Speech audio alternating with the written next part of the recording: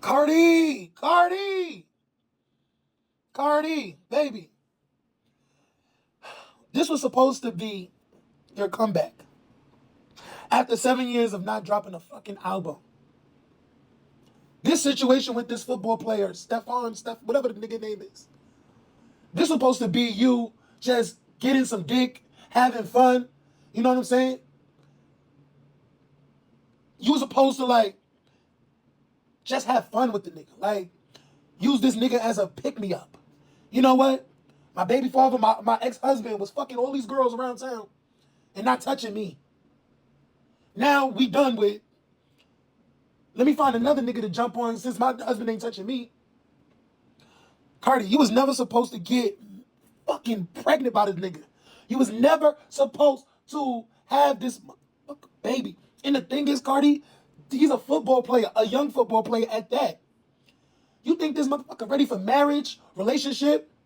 You know how these football players be. They got multiple pieces of vagina everywhere. They got women coming out the woodworks, coming out the alleyways, waiting to be chosen. You have an album that's supposed to come out. You have an album that's supposed to come out Friday. Now you all on these freaking these Beyonce's internet doing interviews, smiling to the camera and saying that I'm pregnant by a football player who is still messing with other women. That was your pick, Cardi? Cardi, was that your pick? You basically picked the Offset 2.0. You didn't upgrade, you downgraded. You got three children by a cheater. You got three children. You know what's so crazy? I didn't want to believe Cardi would be so stupid to let this nigga nut in her. I would think Cardi have the brain to wear a condom. You got to get back on this album promo trail. To be honest, is motherfucker even excited about your album? People are low-key kind of scared because, well, I would say this. People are already a little bit excited, but because you didn't put out music, you put out a little couple of singles, but a whole album in 7 years. Because you didn't know what your music direction was. You didn't know that people still give a fuck. And the thing is, your album's still gonna sell because you put two bangers on there. Two of them. Now you pregnant. It's like Cardi. Like, at this point, like, now you're gonna, like, what is it gonna look like when you're on tour? Ain't you supposed to do a tour for this album, so you're not gonna be touring for this album? Because you're gonna be pregnant.